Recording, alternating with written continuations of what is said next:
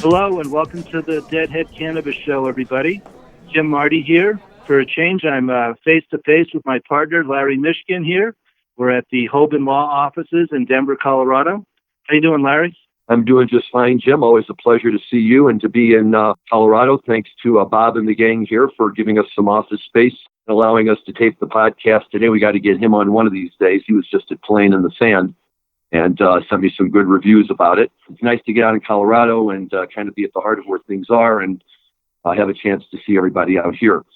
We've kind of teased this before on some of our prior podcasts, but today's a really special show for us. And whereas a lot of our guests up to this point have primarily been people involved in the marijuana industry and all very good guests, we do have a second side of our show, and that's, of course, the Grateful Dead component of it. And today we are very, very lucky to have with us on the show a gentleman named Jay Blakesberg. Jay is, among other things, the official photographer for the Dead, works with other jam bands, is probably as close and tight into the scene as anybody, and we're just thrilled to have him. Jay, thank you so much for joining us today. Thank you for having me, and I also just got back from Playing in the Sand.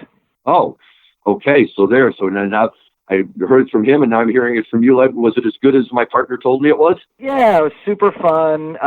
New resort, new venue. So CID's, trying to figure it all out, but they are incredible hosts. Our friends at CID Entertainment and CID Presents. They really, really know how to take care of their customers. They're because everybody at Playing in the Sand is a VIP. And they take really good care of us, and they make sure that we have everything that we need. Everybody has a lot of fun down at Playing in the Sand. So I've only been back for 3 days now. I guess this is day 3. Back into, as the kids say, IRL in real life. We've left fantasy land of Cancun. All right. What was some of the musical high points of Playing in the Sand? There were actually many musical high points of Playing in the Sand. They played really solidly all 3 nights. There was a great Help Slip St. Stephen. I think they ended out the show later that night with the Franklins. They sort of did a little bookend where they opened up the first night with a Not Fade Away, and they finished the last verse of Not Fade Away as the encore the last night. They played lots of great songs. The set lists were great. We got our Scarlet Fires and our China Riders and our Uncle John's Band and The Wheel and St. Stephen the 11, et cetera, et cetera. So it was interesting. No Broke Down, no Jack's Draw, no Sugar Mag, but solid all the way through. And John was in a great mood. Bob was in a great mood. It was very, very windy the first couple days that we were all down there. First show was incredibly windy.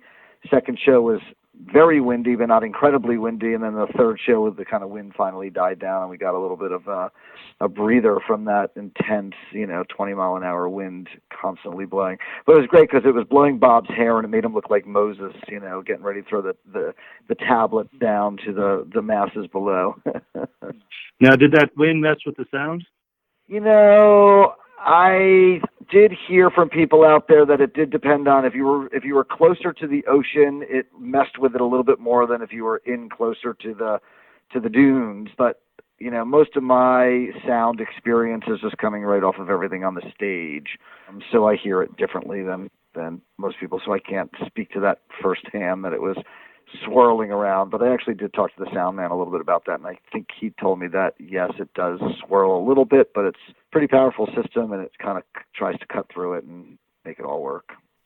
So let's turn the clock back a minute here, because one of the things that Jim and I always like to explore with people is what got them into the Dead? When did they first get into the Dead? And I know from having spoken with you previously that you made your way into the Dead world through a show that has a pretty special place for a lot of Deadheads out there, and that was the Englishtown show in 1977. That is correct.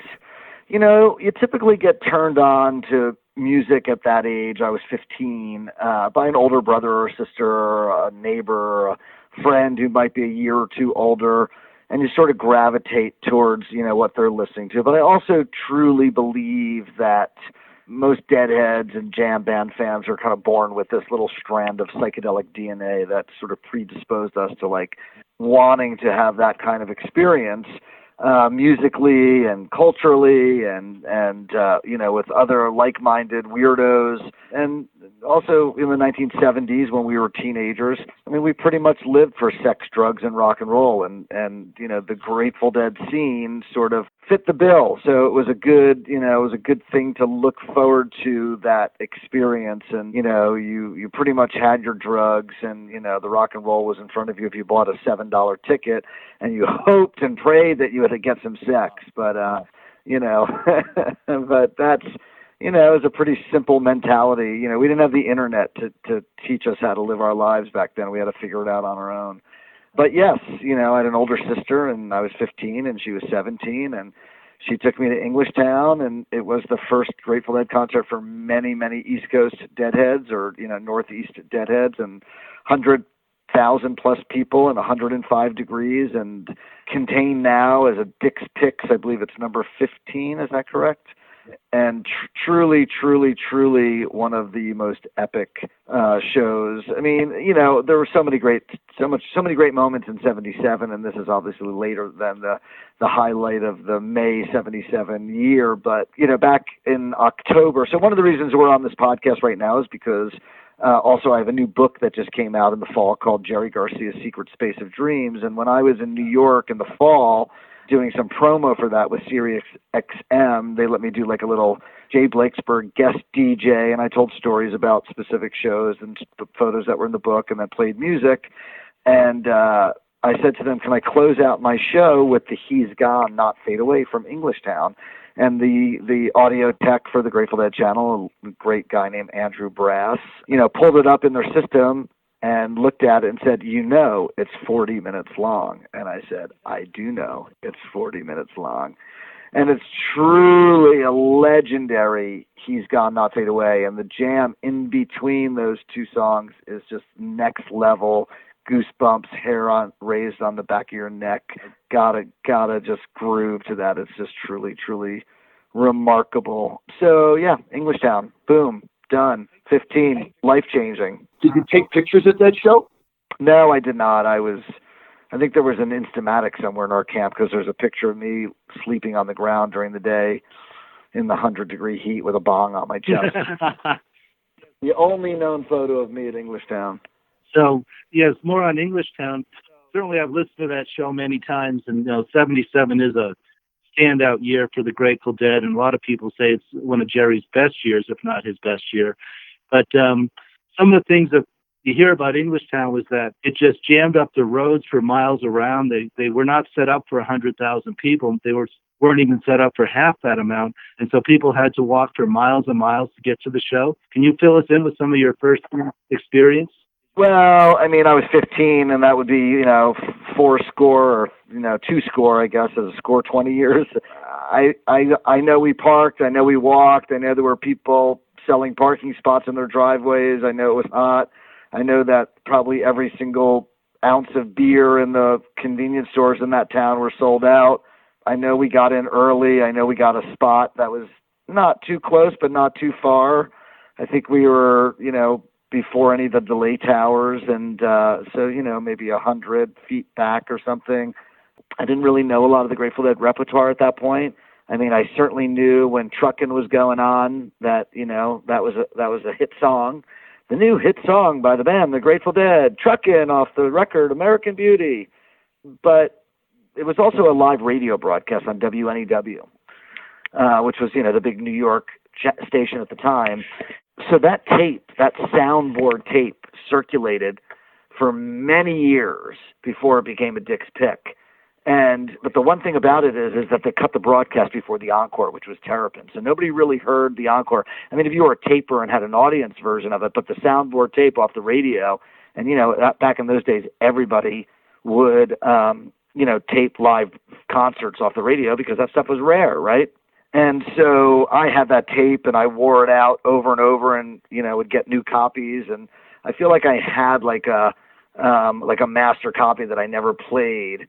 And then when the other one wore out, I'd go back to that one and make another copy, and just kind of did that for a couple of decades until it finally showed up. Yeah, and just one of those moments. Let's talk about your new book. This is not your first book, I believe. What number is this? Jerry Garcia, Secret Space of Dreams is technically my 15th coffee table book. Wow. Of my music photography. I've done books on the Grateful Dead, and I've done books on the band Primus, and the Flamey Lips, and the Mother Hips, and did a book for a guitar manufacturer, and I've done multiple books for the Lock and Music Festival. And those books are compilation books, the Lock and books, there's 3 of them for the first 6 years. But, 80% of the photos in each one of those books are mine, so I'll consider them my books. So yeah, I've done a number of books on a number of different artists and compilations. I did a book called Jam. I did a book called Guitars That Jam. I did a book called Hippie Chick. I did a book called Eyes of the World.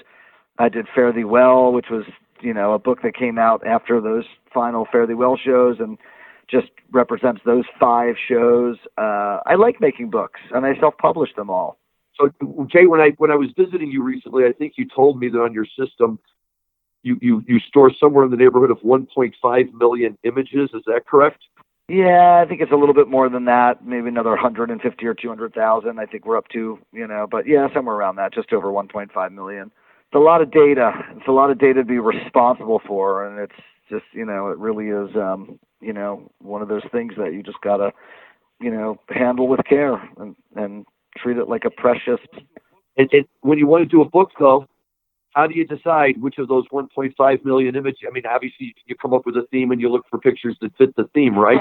Well, if you're doing a book on Jerry Garcia, you don't have 1.5 million photos to look through. You might have 2,000 photos that have Jerry in it that you're looking through, and what you do is you look at every single one of them. When I did my book on Hippie Chick, which is a book about women and their connection to live music, I thought I would go through everything I could remember where there were pictures of fans in the audience or out in the field or whatever. So, you start with your music festivals that you've been to and, what you might have shot at those festivals. And then you go and you'd be like, oh yeah, I remember that shot I took of that girl raging on the rail at Widespread Panic at the Fox back in 2009. And then you go down that rabbit hole that takes you a half a day, and then it takes you to the next rabbit hole, and eventually you have to go ask Alice where you are, and you come up with a few thousand photos, and then you just start narrowing them down, and you give them to your designer, and you let your designer make choices. You say, here, I've got these 5 photos, and I think any one of them can work on the page,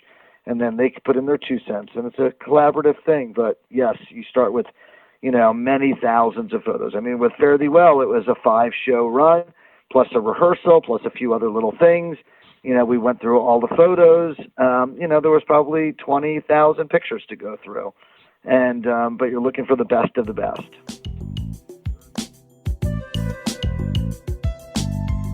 I want to take a quick break to thank you for listening to today's show. As the exclusive Cannabis Podcast Network, we're constantly adding new cannabis podcasts to support our industry's growth. And that's why we're so excited to welcome the Seed to Sound podcast to our network. The team at Seed to Sound has produced over 50 exciting and thought-provoking cannabis podcasts. And now you can listen to all their previous episodes and all their new episodes at MJBulls.com. So welcome, Seed to Sound, and stay tuned for new, exciting cannabis podcasts on the MJBulls Cannabis Podcast Network.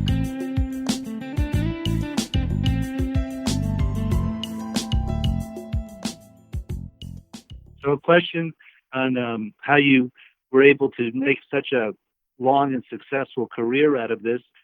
Between 1977, your first show, when was it that you were able to cut the cord to become a full-time rock and roll photographer?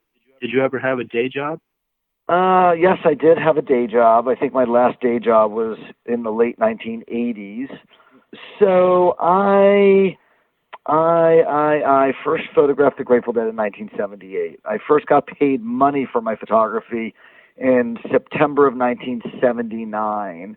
I was paid $7.50 a piece for 2 photos, $15 total for 2 photos of the Grateful Dead that ran in a review of the Grateful Dead at Madison Square Garden from the January 79 shows. And I was 17 years old. I didn't really start making money as a photographer until I moved to the Bay Area.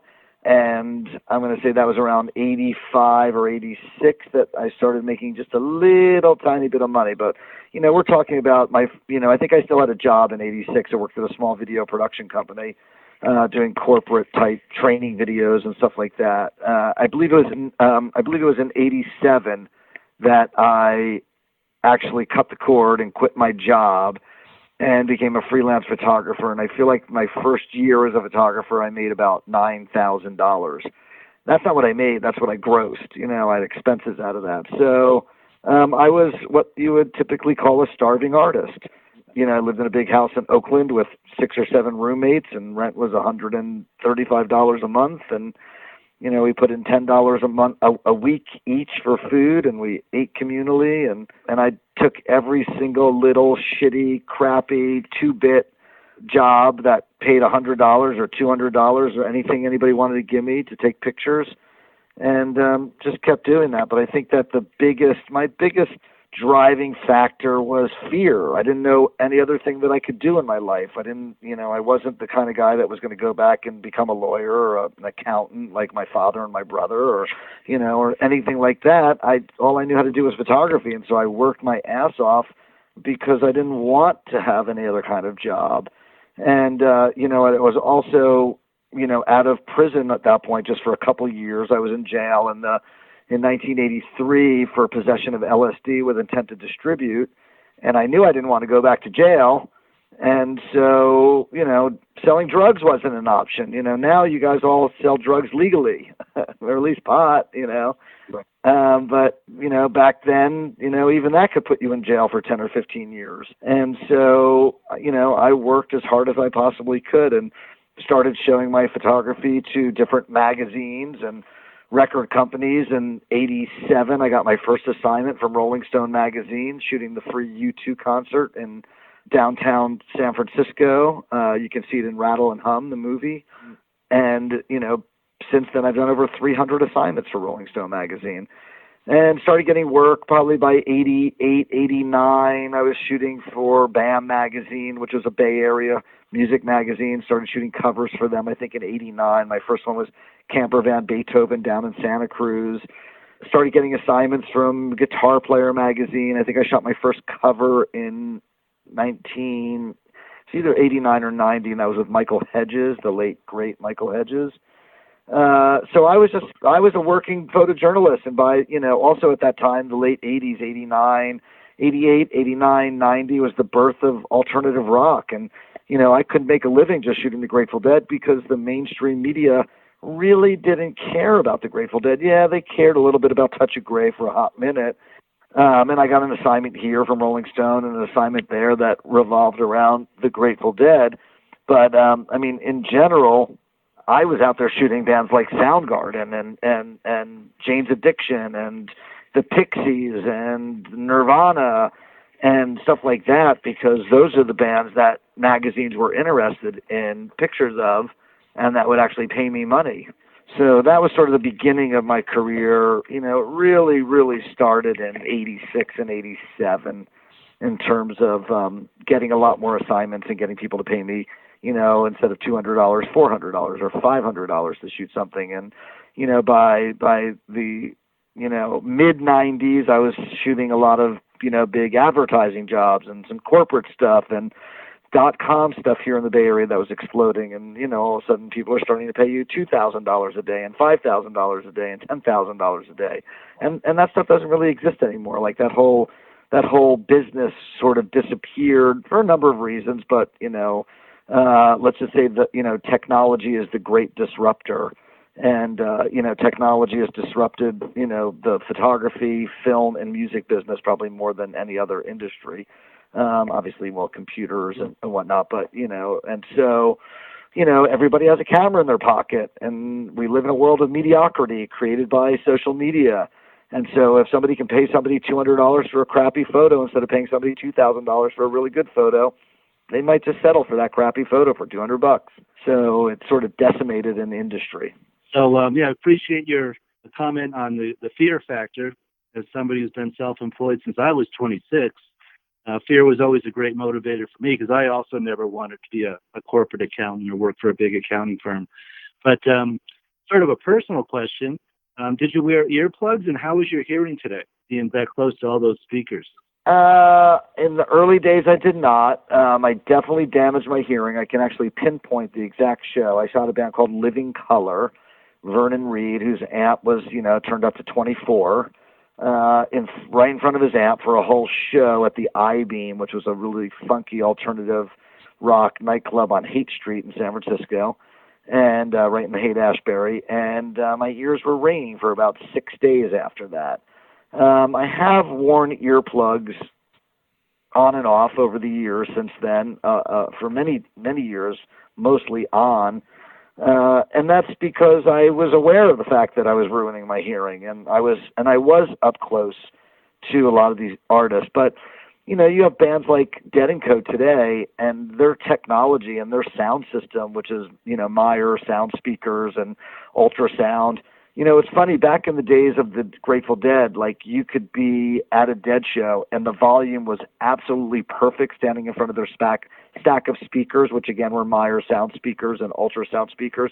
And you could probably even talk to the person next to you, but you weren't like talking, saying, the music's not loud enough. It was perfect, but they knew how to control it. And the technology that the speakers had achieved, and I really don't, I go to a lot of concerts and I listen to a lot of stuff, and I truly believe that Meyer sound systems are the best sounding sound systems, because you can be in front of a Meyer sound system and you can listen without earplugs right in front of those speakers, and it's still pushing out a high enough volume. I was not right in front of the speakers, but I did see the shows on December 27th and 28th at the LA Forum, and that sound was absolutely pristine sound. Yeah, I mean, the Grateful Dead have been using Meyer speakers for decades, and they know how to use them. Their sound guy, Derek Featherstone, is incredible.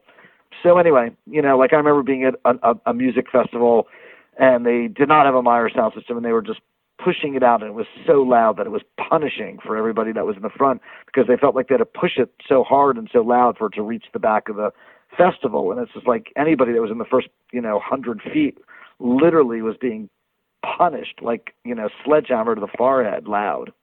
Anyway, but no, my hearing is it's been touched, it's been compromised, but I still think that I'm okay. I have a hard time in, like, loud rooms with a lot of people chattering and different situations. If I'm not facing somebody, or if somebody's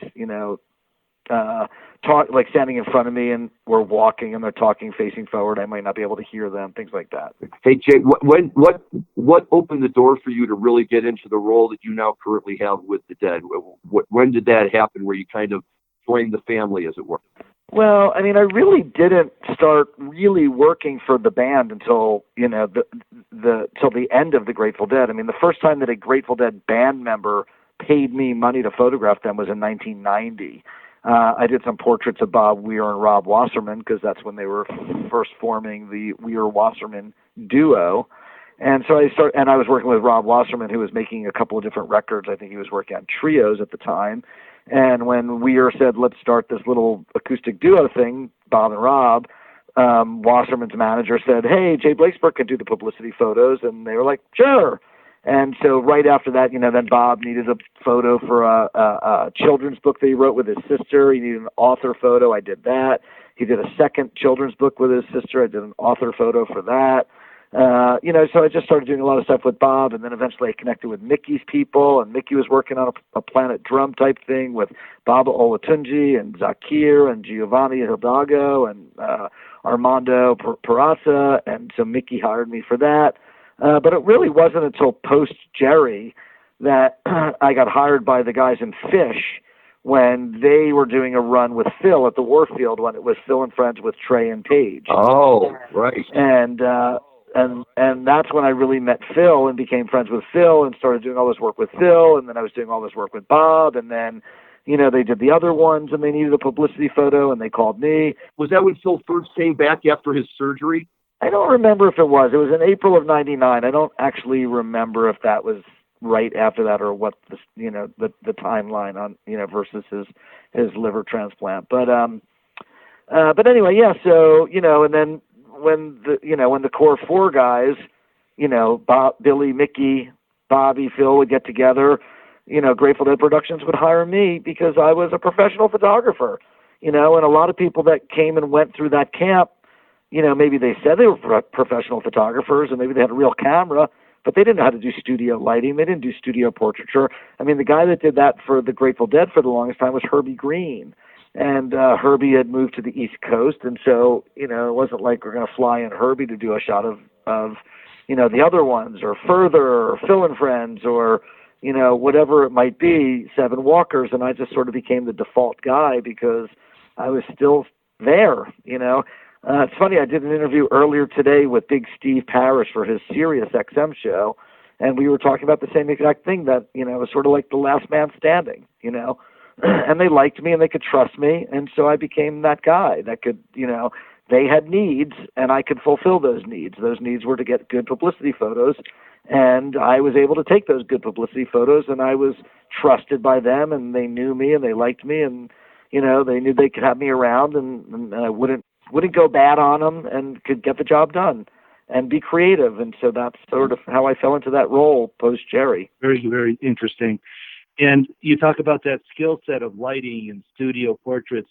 Were you self-taught, or did someone teach you that? Did you go to school for it? I am self-taught, yes. When I first started shooting back in the 80s, at first I was mostly just a live concert photographer, like a lot of people still are today. It's actually interesting, with the advent of the digital camera, everybody just is like, yeah, I just, shoot with a flash on my camera. Nobody takes the time to really learn, or at least a lot of concert photographers. But when I would open up a magazine like Rolling Stone magazine, a band would be on the cover. It'd be a portrait. You'd open up to the story, and there'd be another portrait of the band. That would be the lead photo. And then you flip the page, and then there'd be like one small live shot of the band, right? And those live shots from Rolling Stone or whatever magazine it was paid maybe $150 or $200, whereas a cover shoot might pay $1,500, $2,500, $3,500.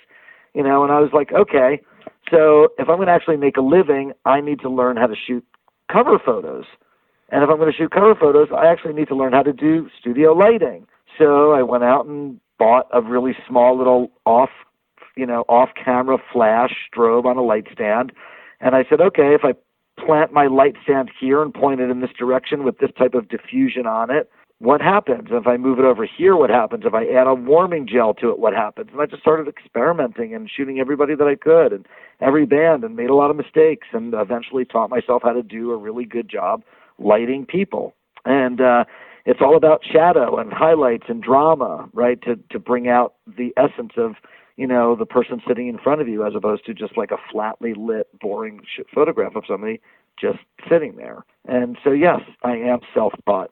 Absolutely fascinating and so insightful. And we want to be respectful of your time. So as we sort of come to the end of this time slot, I'd like to open it up a little bit, because this is the Deadhead Cannabis Show. What about your relationship with marijuana? For me, it just feels so good today that I can travel and not be worried about being arrested. If I'm flying from one state where it's legal to another, I'm comfortable flying with it, a little marijuana with me. What is your relationship then, or do you still enjoy it? The last time I smoked marijuana was in 1981, so that would be 39 years ago. No, I accidentally ate some chocolate chip cookies backstage at a show, not a Dead show, but something else, and got really messed up. I think that my daughter forced me to take a couple of hits of marijuana in Amsterdam a few years ago, and I think I was lying on the ground in the hotel room, passed out about 20 minutes later. No, I don't smoke pot. I have no interest in it. I know that it's legal. I know that it's prevalent. I know that it's really strong. I know that people really like it. I know there's all sorts of brands and flavors and strengths and sativas and this and that, but I just don't have any interest in it. I stopped smoking pot a long time ago because I stopped enjoying it. I was a big pothead in the 70s and the early 80s, in 1980 and 81, and I just was like, you know what? I just am not enjoying this, and I stopped. And that's just me, more power to you. But on the other hand, I have a number of friends that are big pot growers, and I've been to their farms, and I've photographed plants that yield 10 pounds of killer pot in Southern Oregon, and I like the art, and I like the smell of pot that's fresh. I like that smell of good pot, but I don't smoke it, and I don't have any interest, and I don't vape, and I don't take edibles, and I I've done some, negative THC, CBD just to see, put some salve on my arms or my back. But I think it's great that people can rely on that because I know there are medicinal uses for it that are very helpful to a lot of people, people that are dying, people that have cancer, people that are doing treatments, chemo treatments, nausea. I joke, I have friends that are in the delivery business and the growing business, and I joke with them all the time that, they're just a bunch of dope dealers, but, it's all good. I have no problem with it. All right. Well, thank you very much for these very personal insights. I think Larry has one more question for you. I do. First of all, Jim and I were talking about this before we started. And, the problem with this kind of an interview is that there's so many things we want to ask a guy like you that we just can't possibly get to all of them. So one of the things we're hoping is that we can possibly have you on again in the future. Sure. If you think there's more to talk about. But let's talk about my book a little bit because we never even got to that. And then how about if you finish your last question? Let's hear about it, please. So in the fall of 2019, I put out a book called Jerry Garcia's Secret Space of Dreams. And John Mayer wrote the foreword for it. And it's an incredible, incredible essay that he wrote. I knew that it would be a little bit controversial, and there's been one or two people that have said, John Mayer, what's he doing writing an essay or a foreword for a book on Jerry Garcia? But when I asked John to write it, I said, I'm looking for you to write a foreword from the perspective of a guitar player, a very successful guitar player, a very talented guitar player, and also someone who's now playing these songs on a regular basis, and these songs are important to him and what they mean and what they do and what they mean to the fans. And so John wrote an essay, sent it to me. When the book came out, I gave him a copy of it backstage at the Garden, maybe it was. I can't remember. Halloween. Could have been somewhere sooner than that. I don't remember. But anyway, I gave it to him. He said, oh, great. I can't wait to read the foreword. I want to see if it's going to make me cry again, because when I finished it, it made me cry. And you want to know what? It made me cry also. And you want to know what? About a month ago, 2 months ago, it's all of a sudden made its way on social media. Like, have you guys seen this essay that John, like some people didn't even know it came from my book. People were like, have you seen this essay that John Mayer wrote about Jerry Garcia? It's like, yes, it's from Jay Blakesberg's new book, Jerry Garcia's Secret Space of Dream. And it is just truly unbelievable. David Gans wrote the introduction for the book, longtime historian, Deadhead. Trixie Garcia, Jerry's daughter, wrote an essay, and Dave Schools from Widespread Panic, who's also a huge Deadhead, wrote the afterword, and he's just incredible. Throughout the book, there's quotes by people like Dave Schools and Trey Anastasio and David Crosby and Jerry Garcia. I found great quotes from all the band members on the internet because they've all have said great stuff about Jerry. And it's a really solid book. I'm proud of it. I think the photos are great. I think that the response has been phenomenal. I'm going to say that pretty much everybody that's seen it loves it. I'm sure there are naysayers out there because that's the way of the world where people like to live hiding behind their computers instead of out there at shows connecting with other like-minded people who are into the same kind of scene and the same music. And if you want to order the book directly from me and get a signed, personalized copy, you can go to my website, which is www.rockoutbooks.com. You can also, of course, order it on Amazon.com and BarnesandNoble.com. You can walk into pretty much any bookstore in the U.S. So anywhere that fine books are sold, you can get a copy of Jerry Garcia's Secret Space of Dreams. Well, Jay, I can verify for all of our listeners, because when I was in San Francisco earlier this year, you were kind enough to provide me with a copy. People all like the Grateful Dead for various reasons. I'm a Jerry guy, always was, always will be. And one of the things that was missing was something like this book that really, for the Jerry files out there, it's wonderful. And you're right, the essays are amazing. And I will confess that it's taken me a while to warm up, to John Mayer in that role, not for any other reason, just that, it's not Jerry. And so you got to get used to it. But I've really been impressed by him. And it was great to see the thoughts that he could share on Jerry and how that, really helped shape him. And it kind of gave me new respect for him. And the next time I saw Dead & Company, I was like, okay, this is John. This is where he's at. It's pretty awesome. Yeah, I agree. So that's basically my book. And, go out and support the art, support, a fine art photographer who happens to love the Grateful Dead and shoot the Grateful Dead. And, this is how I make a living, is by, people, I put stuff out there on social media all the time. I share my photography on Instagram, which is at @Blakesberg, and I share it on Facebook at @Blakesberg Photography. I share it freely, and I don't ask anything from anybody, but when I do put out a book, I appreciate when people buy it, because that is how I pay my bills and support my family, and get to do what I do. So if it's something that you like, and you like holding a coffee table book as opposed to just staring at photos on a computer screen, please go out and get this. And if you go to my website, Rock Out Books, you'll see all the other books. I did a book called Eyes of the World that came out 2 years ago, which I published with my publishing company and also co-edited with a guy named Josh Barron, who used to be an editor at Relics Magazine. And that book is The Grateful Dead from 1965 to 1995. It has 60 different photographers in it, including Annie Leibovitz and Jim Marshall, Baron Woolman, Peter Simon, Jay Blakesberg, Ed Pearlstein. It's got all the, Gene Anthony. It's got all the classic photographers in there, and a lot of never-before-seen photos. And it spans their whole career. I put that out 2 years ago, and before that I did my Guitars That Jam book, and before that I did my Hippie Chick book, and before that I did my Traveling on a High Frequency book.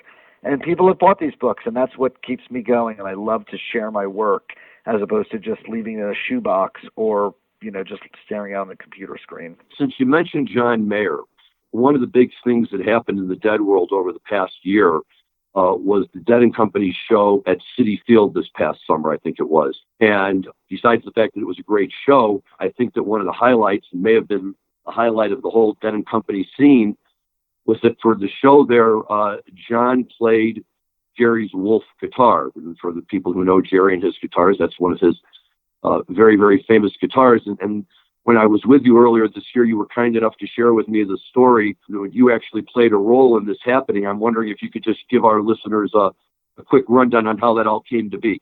Sure. So in August of 2017, 4 of Jerry's primary guitars, Wolf, Tiger, Rosebud, and Travis Bean, that's the one he played in 77 with all those legendary shows, were all on display at Red Rocks for the Jerry Garcia 75th birthday celebration.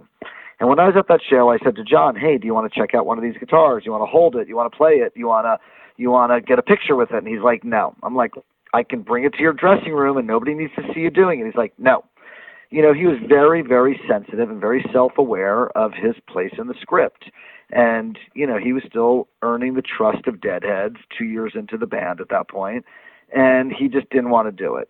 Fast forward to this past March of 2019, John called me and said, I've been having this idea that maybe I should try and play Wolf at a show or maybe on a whole tour, and I know that you're the guy that can make it happen. And so Wolf is owned by a guy, a tech company owner on the East Coast, and I happen to be friends with that person, but I'm better friends with the guy who's his best friend, who is what we call the Wolf Handler, and that guy's name is David Meerman Scott. David's a very famous author, writing and talking about social media and how it affects all of us. And so I called David immediately and said, John is interested in playing Wolf on the summer tour. And David said, ooh, that's great, but in about 10 days, Wolf is going to go to the Metropolitan Museum in New York for this big rock and roll musical instrument exhibit. And I said, okay, but also John said he won't play it on tour unless he can play it in advance, because he can't just go cold and say, bring it to the show, bring it to the tour. He's got to try it out. And Wolf just happened to be in San Francisco. So I was on the East Coast doing a book tour, actually, and I arranged for Wolf to get on an airplane and fly down to L.A., and it was brought to John. And the other thing is that John was getting ready to leave to go on tour with his band 3 days later in Australia. So we had about 3 days to make this happen, and then a week after that it was going to go to the museum and be locked in a glass case for 6 months. So we got the guitar down there. John played it. He freaked out. He called me on the phone later that day. I was driving from Macon, Georgia to Atlanta, Georgia, about 10 or 11 o'clock at night, my time on the East Coast. So he was in L.A. And he was just freaking out. And he said, let's do it. And so David, David Meerman Scott, got permission from the museum to let it go, got permission from the owner to let it go, and then it was getting very complicated. Again, John, very, very self-aware individual. He's like, you know what? I don't want to play this on the whole tour because I don't want that much attention on me and the guitar, because it's about this band. It's about Bobby. It's about Billy. It's about Mickey. It's about Oteil. It's about Jeff. So I would like to just play this guitar just in New York City at Citi Field, because then they could just go get the guitar at the museum the day of, bring it over, we'll change the strings, I can play it, and the next day it's back at the museum. And then we don't have to worry about, private security in an armored truck for the next, 3 months while we're on tour, or whatever it was, 2 months. And so we all thought that was a great idea. We got the museum to sign off on it, and it was brought to John at Citi Field. He grabbed it, went into his dressing room. He noodled around with it. We took some photos, and he came out and he crushed it. And we kept it a really, really good secret. Very, very few people knew that this was going to happen. And after the whole deal was sort of put in place and everything was locked down and set in stone, we went out. At that point is when we started telling all the band managers. Now, John had asked the band, Bob and Billy and Mickey, what they thought, way back in March. And they were like, yeah, sure, no problem, whatever you want to do. Like, they were just fine with it. And so a few weeks, 3, 4, 5 weeks, 6 weeks maybe before the tour, I started letting the band management know, because they needed to be in on it. And they were about the only ones that know. And I'm sure you know the story about, Bobby's manager, Matt, who helps with all the set lists every night. And I wanted him to know because I wanted him to write, specific songs into that set list. And my only suggestion was Morning Dew. And he's like, oh yeah, I'm already on that. Without a doubt, that's going to happen. Because he wanted to hear John Mayer on Wolf guitar play Morning Dew also, just like I did and just like I knew everybody else would. And so he put that on the set list, and that's how the show ended, and John just absolutely crushed it. And I have the photo of those peak moments at the very, very end of the song, and I think that everybody was pretty damn excited by the whole thing, including John and including the fans. And that was it. That was John Mayer playing Wolf at Citi Field with Dead & Co. on June 23rd, 2019. And I've, of course, heard that and seen videos of it, but how did it sound up close? Amazing. I was on the stage right in front of John, right next to Jeff's piano, for that Morning Dew, for that last solo. It was incredible. And one last question, and maybe you don't know, but you talked about an armored truck. What do you think Wolf is worth? It's worth whatever somebody's willing to pay for it, like any asset like that. But I believe the guy who bought it, the guy who owned it before that was a guy named Dan Pritzker. And Dan bought it, I believe, for just under $1 million, whenever that was. I don't know how many years ago. And Dan let Wolf out to play. Chris Robinson played it. Neil Casal played it. Ryan Adams played it. There was a bunch of people that played it over the years. And then he decided to sell it and donate 100% of the proceeds. He didn't even get his investment back. He donated the 100% of the proceeds to the Southern Poverty Law Center. I don't know if you know that. And so they put it up for auction, and I believe it sold for $1.4 million. And with all the fees and everything and percentages and auction house stuff and so on and so forth, I believe it came out to 1.7 or 1.8, somewhere in that range. I'm not exactly positive. If it went up for auction tomorrow, would it sell for that much money again? I think so. Would it sell for more? Maybe. Hard to say. But, that's what it sold for, and so what's it worth? I don't know. $1.7 million, I guess. Well, once again, thank you for your generous time with us this afternoon, this evening here in Denver. And I think we'll go ahead and sign off. Yeah, Jay, thank you so much. We may reach out to you again some point in the future, because I've got a list here of about 20 other questions I want to ask you, and you've been more than generous with your time today.